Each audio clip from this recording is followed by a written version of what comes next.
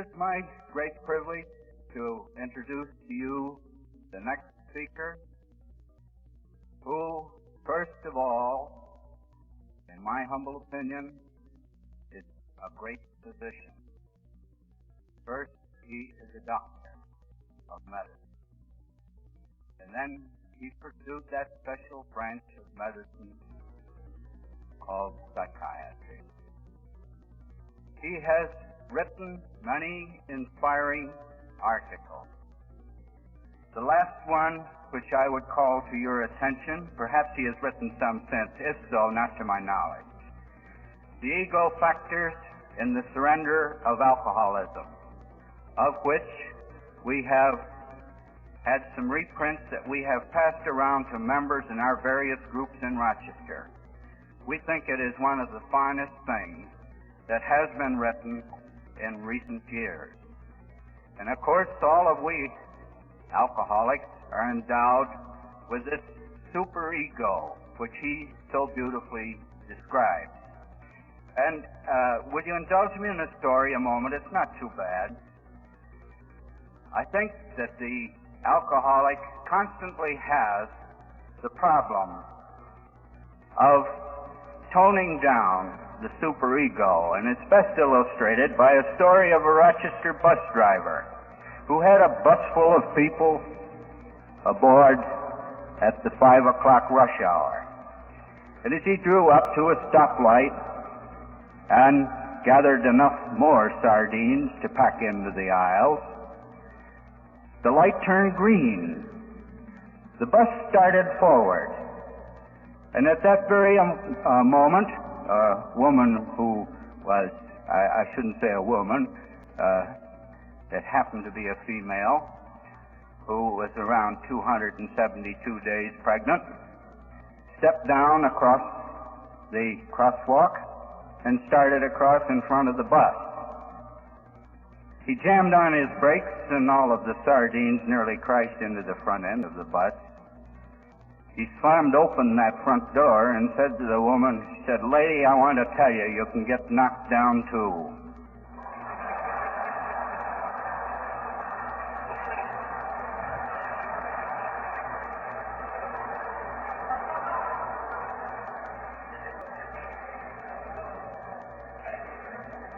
And so it is with we alcoholics. I think when I begin to see that superego cocking its head up just a little bit, I think of the story.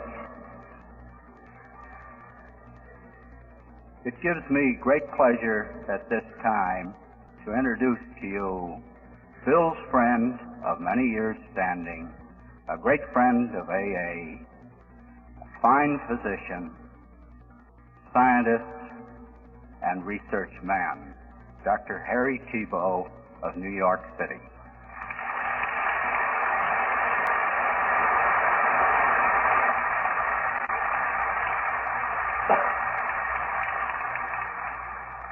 Under ordinary circumstances, I should thank the man who introduced me for his very nice remarks, but also for years I have been teaching the need for ego reduction. I'm not sure that my ego got sufficiently reduced by the introduction. When the invitation came to speak before this group, I immediately said, yes, I want to go. For many years, as you all know, I had been associated with AA, and all the experiences that I had had came flashing through my mind, and I had so much to say that I didn't quite know where to begin. And with your permission, I am going to use a manuscript so that the points that I want to make will not be forgotten. At an AA meeting, the speaker, as a rule, identifies himself as an alcoholic and then proceeds to tell his story, sprinkling garlands of wisdom and humor or both as he goes along. I shall also tell my story, although I am much less sure about matching either the wit or the wisdom of the AA speakers. I joined AA by proxy in 1939, when a patient of mine became a member of the New York group. Well do I remember my first meeting. It was tinged with excitement. AA was going on the air for the first time. One of the members, trying to rehabilitate himself, had talked with Gabriel Hita, who, on hearing his story, suggested that he, the AA man, appear on the program We the People. This was the night, far too thrilling and special for settling down to a regular meeting. The actual event was a bit of a letdown. The man from AA spoke briefly of his experiences. Gabriel Hita, plainly puzzled, asked a couple of pointless questions, and it was over. AA, however, had taken a step toward making itself known. Not a very big step, to be sure, but one of the many which finally led to its present position on the national and international scene. Later, I attended other meetings, more orthodox in character, and as I did, I developed the conviction that the group had hit upon a method which solved the problem of excessive drinking. In a sense, it was an answer to my prayers. After years of butting my head against the problem of treating the alcoholic, one could begin to hope. In retrospect, my first 2 or 3 years of contact with AA were the most exciting in my whole professional life. AA was then in its miracle phase. Everything that happened seemed strange, wonderful. Hopeless drunks were being lifted out of the gutter. Individuals who had sought every known means of help without success were responding to this new approach. To be close to any such group, even by proxy, was electrifying. In addition, professionally, a whole new avenue of problem of alcohol had opened up. Somewhere in the AA experience was the key to sobriety. Here was the first authentic clue after many years of fruitless effort. Needless to say, the possibilities ahead were most intriguing. Perhaps I could learn how AA worked, and thus could learn something about how people stop drinking. All of which meant that I shared in the general excitement of those days. I could see some daylight ahead. My future in this regard was now clear. I would try to discover what made AA tick. In this quest for understanding, I would have never gotten beyond first base if it had not been for Bill and many of the early members.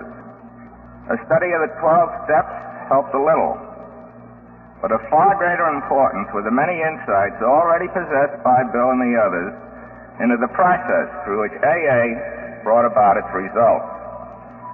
I heard of the need to hit bottom, of the necessity for accepting a higher power, of the indispensability of humility, ideas which had never crossed my professional horizon and certainly had never influenced my non-professional thinking or attitude.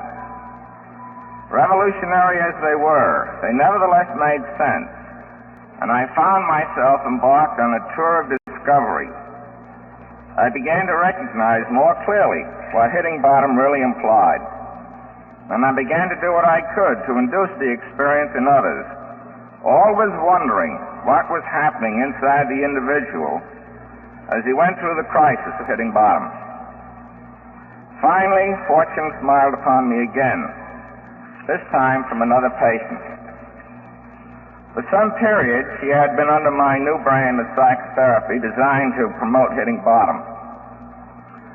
For reasons completely unknown, she experienced a mild but typical conversion which brought her into a positive state of mind. Led by the newly found spiritual elements, weak though they were, she started attending various churches in town. One Monday morning, she entered my office, her eyes ablaze, and at once commenced talking. I know what happened to me. I heard it in church yesterday. I surrendered.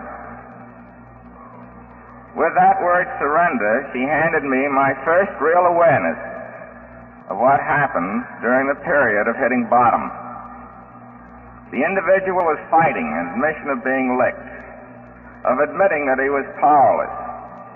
If and when he surrendered, he quit fighting, could admit he was licked, and could accept that he was powerless and needed help. If he did not surrender, 1,000 crises could hit him and nothing would happen. The need to induce surrender became the new therapeutic goal. The miracle of AA was now a little clearer. For reasons still obscure, the program and the fellowship of AA could induce a surrender, which could in turn lead to a period of no drinking. As might be expected, I too had a thrill of my own. I was getting in on what was happening. Always an enjoyable experience. Still questing eagerly, I shifted my therapeutic attack. The job now was to induce surrender. When I tried to cause that, I ran into a whole nest of resistances to that idea. Totally new territory to be explored. As I continued my tour, it became ever more apparent that in everyone's psyche there existed an unconquerable ego which bitterly opposed any thought of defeat. Until that ego was somehow reduced or rendered ineffective, no likelihood of surrender could be anticipated. The shift in emphasis from hitting bottom to surrender to ego reduction all occurred during the first 5 or 6 years after my initial contact with AA. I well remember the first AA meeting to which I spoke on the subject of ego reduction. AA, still very much in its infancy, was celebrating its 3rd or 4th anniversary of one of the groups. The speaker, immediately preceding me, told in detail the efforts of his local group, which consisted of 2 men, to get him to dry up and become its 3rd member. After several months of vain effort on their part, and repeated nosedives on his, the speaker went on to say, "Finally I got cut down to size and have been sober ever since." A matter of some 2 or 3 years then. When my turn came to speak, I used his phrase, "cut down to size," as a text around which to weave my remarks. Before long, out of the corner of my eye, I was conscious of a disconcerting stare. It was coming from the previous speaker. Looking a little more directly, I could see his eyes fixed on me in open-eyed wonder. It was perfectly clear that he was utterly amazed that he had said anything which made sense to a psychiatrist.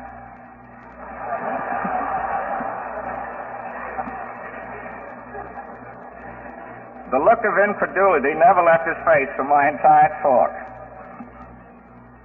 The incident had one value in my eyes. It showed that 2 people, one approaching the matter clinically and the other relying on his own intuitive report of what had happened to him, both came up with exactly the same observation: the need for ego reduction. During the past decade, my own endeavors have centered primarily upon this problem of ego reduction. How far I have been able to explore that territory is not at all certain. I have, however, made a little progress, and in the minutes remaining, I should try first to acquaint you with some of my findings, and second, to relate them to the AA scene as I see it. As I have already stated, the fact that hitting bottom could produce a surrender which cut the ego to size was evident fairly soon. In time, 2 additional facts manifested themselves. The first was that a reduced ego has marvelous recuperative powers. The second was that surrender is an essentially disciplinary function and experience. The first is merely repeating a fact known to you all. It is common knowledge that a return of the full-fledged ego can happen at any time. Years of sobriety are no insurance against its resurgence. No AA, regardless of his veteran status, can ever relax his guard against the encroachments of a reviving ego. Recently, one AA, writing to another, reported he was suffering, he had feared, from halitosis, an obvious reference to the smugness and self-complacency which so easily can creep into the individual with years of sobriety behind him. The assumption that one has all the answers, or the contrary, that one needs to know no answers and just follow AA, are two indicators of trouble. In both, open-mindedness is notably absent. Perhaps the commonest manifestation of the return of ego is witnessed in the individual who falls from his pink cloud, a state of mind familiar to you all. This blissful state is a logical aftermath of surrender. The ego, which is full of striving, just quits, and the individual senses peace and quiet within. The result is an enormous feeling of release, and the person flies right up to his pink cloud and thinks he has found heaven on earth. Everyone knows he is doomed for a fall. But it is perhaps not equally clear that it is the ego slowly making its comeback which forces the descent from the pink cloud into the arena of life, where with the help of AA he can learn how to become a sober person and not an angel. I could go on with many more examples familiar to you all to show you the danger of ever assuming that the ego is dead and buried. Its capacity for rebirth is utterly astounding and must never be forgotten. My second finding, that surrender is a disciplinary experience, requires explanation. In recent articles, I have shown that the ego basically must be forging continuously ahead, and that operates on the unconscious assumption that it, the ego, should never be stopped. It takes for granted that it's right to go ahead, and in this respect has no expectation of being stopped and no capacity to adjust to that eventuality. Stopping says, in effect, no, you cannot continue, which is the essence of disciplinary control. The individual who cannot take a stopping is fundamentally an undisciplined person. The function of surrender in AA is now clear. It produces that stopping by causing the individual to say, I quit. I give up my headstrong ways. I've learned my lesson. Very often, for the first time in that individual's adult and truly feel, thy will, not mine, be done. When that is true, we have become, in fact, obedient servants of God. The spiritual life at that point is a reality. We have become members of the human race. I have now presented the 2 points I wish to make. Namely, first, the ego is revivable, and second, surrender is a disciplinary experience. I next wish to discuss their significance for AA as I see it. Primarily, they say quite simply, AA can never just be a miracle. The single act of surrender can produce sobriety by its stopping effect upon the ego. Unfortunately, that ego will return unless the individual learns to accept a disciplined way of life, which means the tendency for ego comeback is permanently checked. This is not new to AA members. They have learned that a single surrender is not enough. Under the wise leadership of the Founding Fathers, the need for continued endeavor to maintain that miracle has been steadily stressed. The 12 steps urge repeated inventory, not just one. And the 12th step itself, a routine reminder that one must work at preserving sobriety. Moreover, it is referred to as 12-step work, which is exactly what it is. By that time, the miracle is for the other fellow. The traditions are also part of the non-miracle aspect of AA. They represent, as Bill has said, the meanings of lessons of experience, They serve as guides for the inexperienced. In reality, they check the ways of the innocent and the unwary. They bring the individual down to earth and present him with the facts of reality. In their own fashion, they say, pay heed to the teachings of experience, or you will court disaster. It is not without reason that we talk of the sober voice of experience.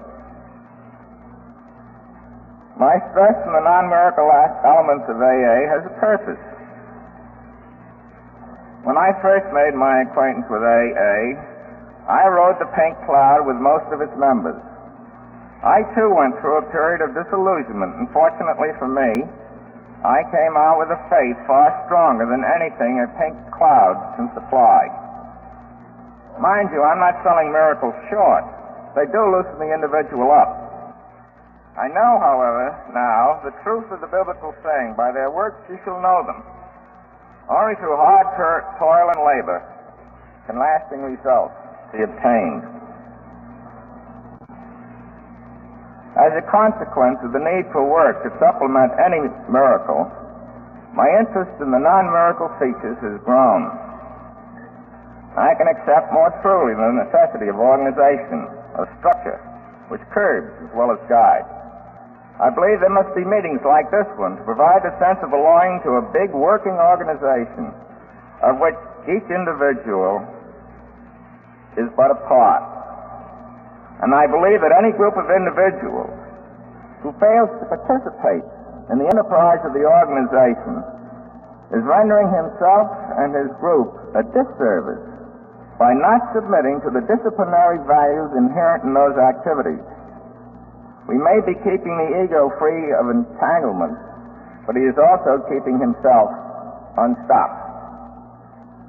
His chance of remaining sober are not of a high order.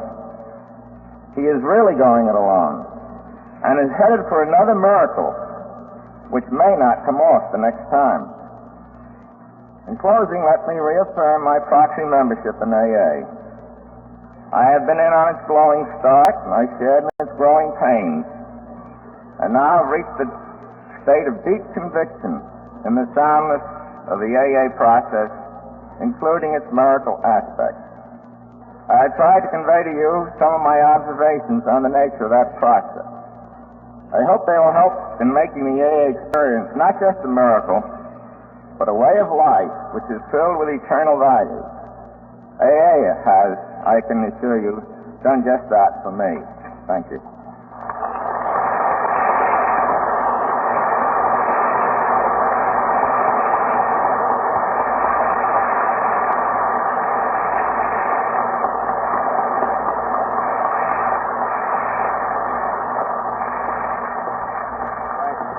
Thanks, Joe.